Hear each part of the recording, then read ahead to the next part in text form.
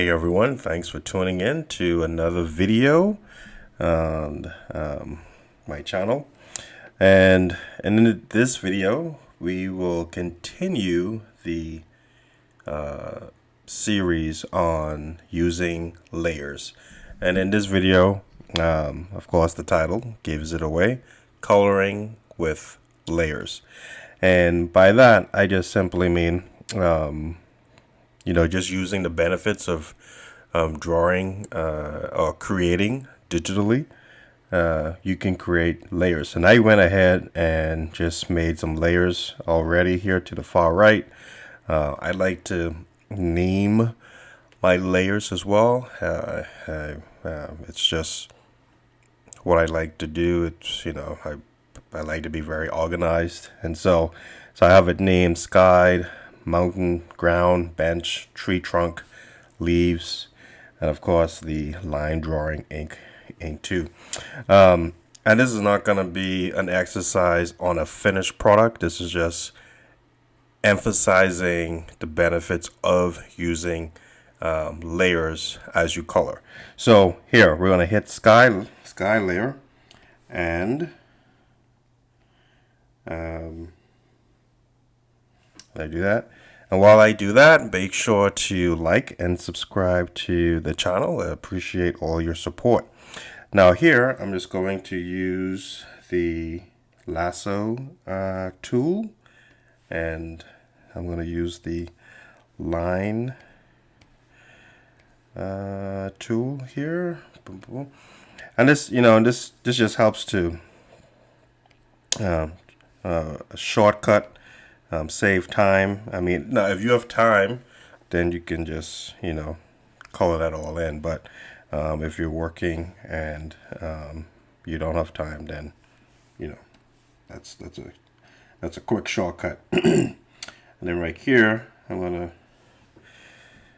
do this for the mountains. And you can see I'm coming over the tree itself, and that's all intentional because I have laid out my layers so that when I go to color the tree trunk and the leaves, those layers are actually on top of the sky and mountain layer, and so I'll be able to color directly over those. And so so right now I'm just blocking out the colors. And if you were working traditionally, it would be the same thing that you would do, where you would paint by layers, actually, one layer at a time. So you'll work on your background. And if you were adding clouds, you would add clouds or whatever, and progress that way from the back to the foreground. And so, and then now the ground, I'm just going to keep just slightly basic.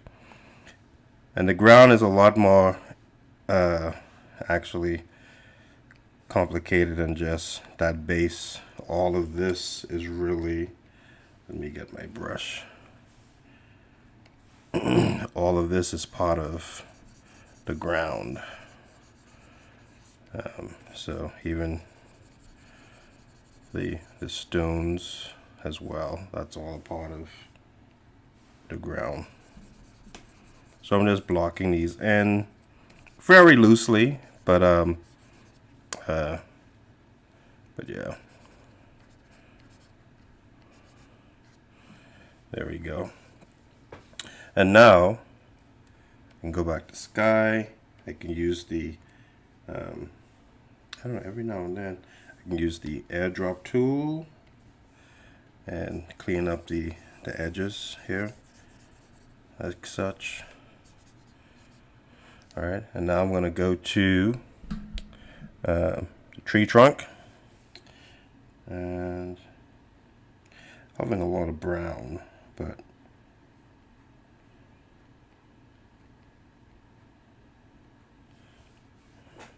I can always change that. So zoom in a little bit here.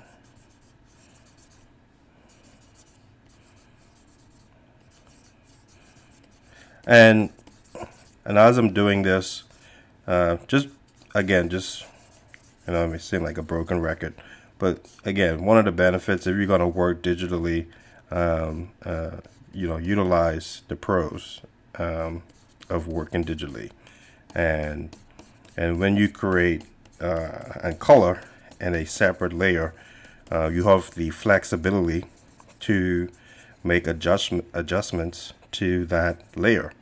So, so let's say like this, I was coloring and for whatever reason I spazzed and I did that. Well, I could simply just erase that or use a lasso tool, quickly select that and erase it, and I haven't messed up my sky layer, right? And so it saves yourself a lot of time and grief when you are creating and finishing your project. And then here, I'm just going to use a quick shortcut. Use the lasso tool. I'm not necessarily trying to keep this tight, like I said before. I just want to get through the process of just showing you using the different tools. So bam, so I'm there, and then I can always come in and tighten up around the edges like so. That's very loose. Tighten up. Now let's just say you're like, well, I want to blend some things in, because even with this layer, the leaves, you can, if you say, you want to, it's, I don't know, summer beginning to, it's summertime, and you want to blend, you can simply choose a different color, add some splotches here and there, where basically, where light and shade, and so this will probably be darker. And again, all depending on your style. You may just want to keep this as is, where it's kind of blunt. But if you want to actually have a sort of a painting feel, and you can go ahead and just add these spots like such, and then choose your blending tool, and just use your manual if you don't know what your blending tool icon looks like. In this Clip Studio Paint, it's like conjoined droplets. I don't know what it's going to look like if you're using Photoshop or some other Coral Painter or whatever program you're going to use, but basically you want to use a blending, whether it's a blending brush or a blending tool, and within that same layer you can then use your blending tool, and you can blend your items, and you can have a more painted look and not so much a sort of like cold, hard, flat look, and so you can do that. And then of course, you may, if you need a bigger effect, you can darken the spots. I shouldn't say darken, but saturate them more, so that way when you go to blend, you can have the effect that you want. So, and same thing like with the sky. So we're going back to the sky. If you wanted to add clouds, click sky, and so you can draw your clouds. And like I said, again, it's all about your style. Your style may be that you want that look, or you want a more smooth painted look, and then you'll come with your blending tool. Maybe leave some hard edges, and now you have a different feel, a more floaty, soft cloud feel, but you're working within that layer. Now, I'll say this.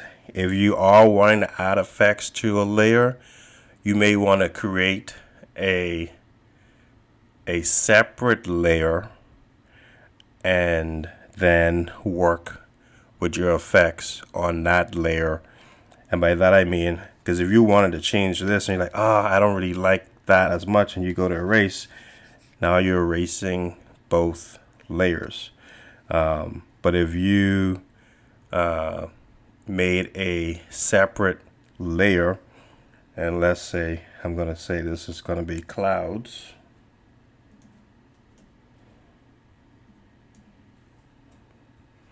Now, I can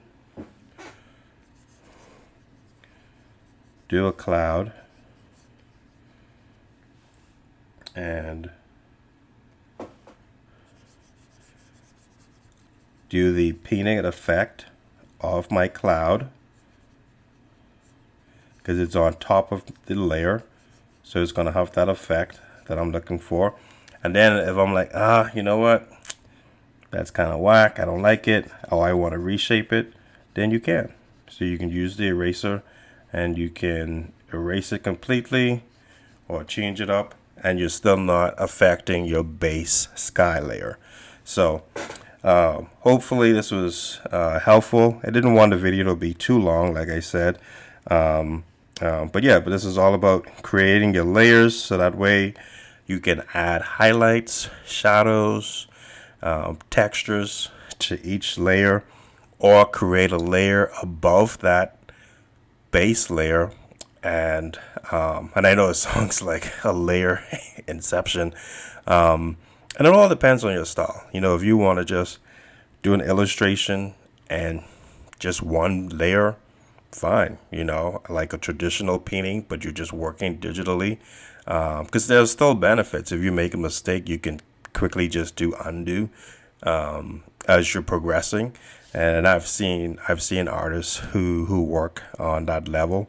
But you know, if you want the flexibility of, I want to change something or add something without affecting your final product, my recommendation, particularly if you're beginning, and that's what these videos are for, beginners, just create several layers and work with that. That way, you've given yourself a good handicap to work with without the pressure of messing up your final piece. So thanks so much for watching. Again, if you have any tips or certain things you would like to see, be sure to leave those in the comment section.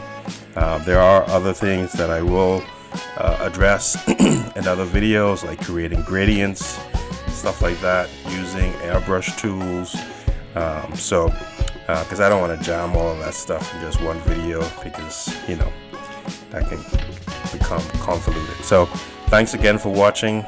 Be sure to, like I said in the beginning, like and subscribe to my YouTube channel. You can also follow me on my Facebook page, which is facebook.com/Michelot Comics. And you can also go to my website, which is michelolully.com. There you'll get all of my archive comics and illustrations and sketches as well. And if you want to support what I do, that would be greatly appreciated. You can head on over to patreon.com/Michelolully. Thanks again for your time. Have a great evening, morning, day, afternoon. Till next time, grace and peace.